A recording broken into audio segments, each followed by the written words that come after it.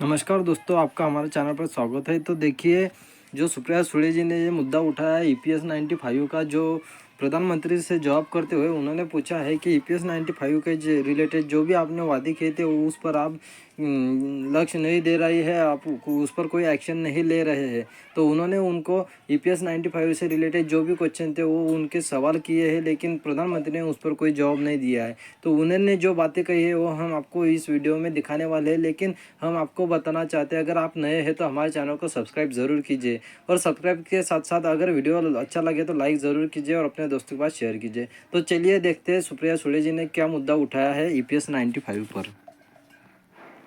It is such an important issue. Just this morning, today, the Congress MP from Kolhapur raised it in 0 hour. Sir, EPS 95 के लोग इस house में जो सांसद मिले, हर एक को उस साइड बैठो या इस साइड बैठिए, each one, some senior citizen has met each MP here.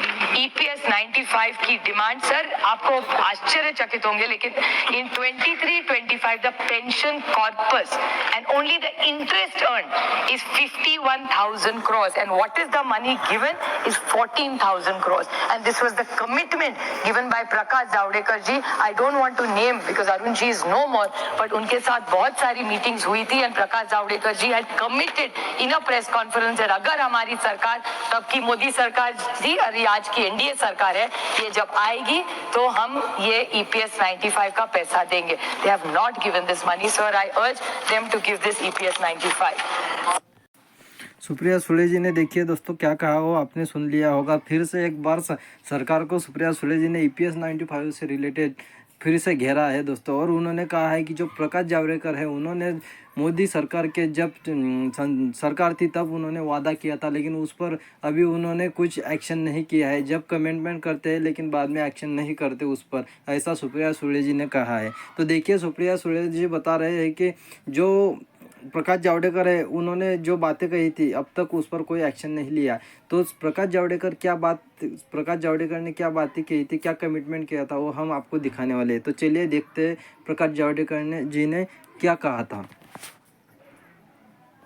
जो ईपीएस एम्प्लॉयज पेंशन स्कीम 95, ये जो योजना है जिसे ईपीएफ पेंशन कहते हैं,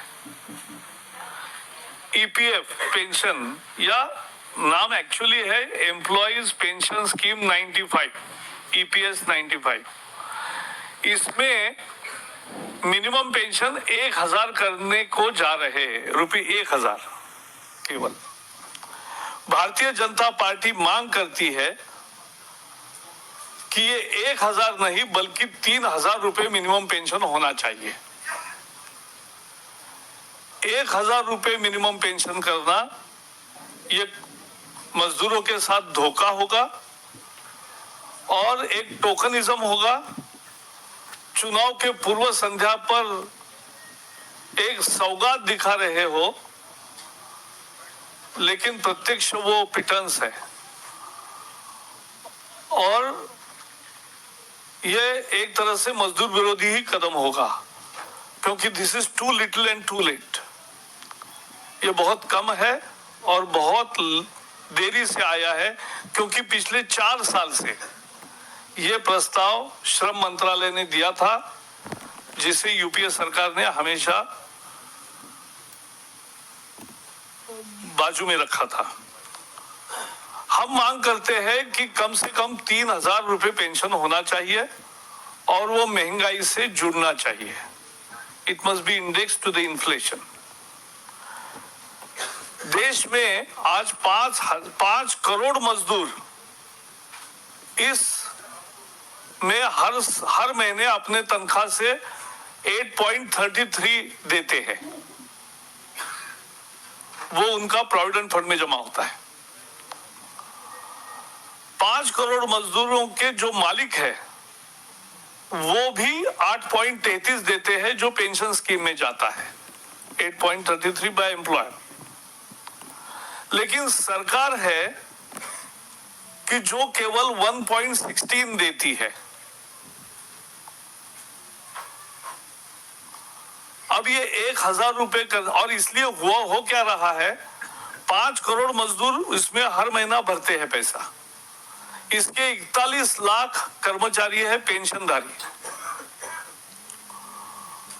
और out of 41 lakhs 30 lakh get less than 1000 rupees। तो वो 1000 रुपए करने का सरकार का प्रस्ताव एक मरहम नहीं है, ये जख्म पर नमक छिड़कने जैसा है आज के बढ़ते महंगाई में। इसलिए वो 3000 रुपए होना चाहिए, ये हमारी मांग है।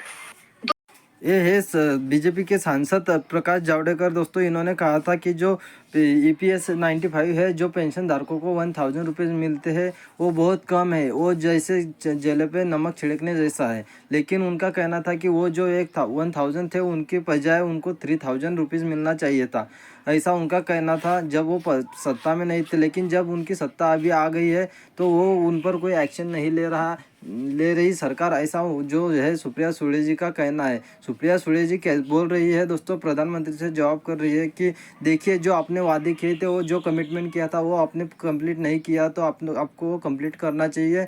क्योंकि जो पेंशन धारक है, जो बुजुर्ग है, उनकी जो अपेक्षा है वो ज़्यादा नहीं है। लेकिन जो महंगाई बढ़ रही है उसके मुताबिक उनको जो पेंशन मिलना चाहिए वो उनको नहीं मिल रहा है। तो आपको पेंशन पर अपना ध्यान केंद्रित करना चाहिए, और जो आपने कमिटमेंट किया था, जो वादा किया था, वो कंप्लीट करना चाहिए।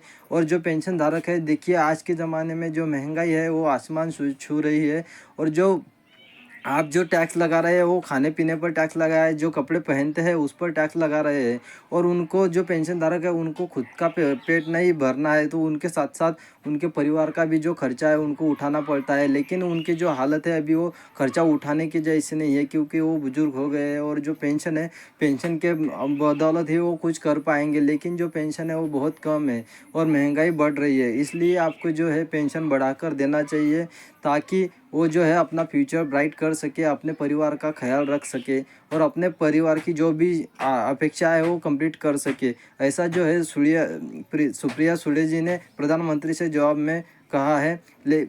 सवाल पूछे है, लेकिन जवाब में प्रधानमंत्री क्या जवाब देते हैं देखेंगे, उस पर क्या एक्शन करते हैं वो भी आगे देखेंगे। लेकिन जो सुप्रिया सुले जी है वो बहुत बढ़िया जो है उन्होंने सवाल पूछे हैं, लेकिन प्रधानमंत्री जी अब उस पर क्या एक्शन लेते हैं वो आगे देखने को मिलेंगे। और जो वीडियो है दोस्तों देखिए, सुप्रिया सुले जी है, इसमें बहुत बढ़िया जो सवाल है पूछे। ये वीडियो जो अगर आपको अच्छा लगा है तो हमें ज़रूर बताइए, और कमेंट बॉक्स में आपकी क्या राय है, जो पेंशन है वो कितना मिलना चाहिए और पेंशन बढ़ेगा या नहीं।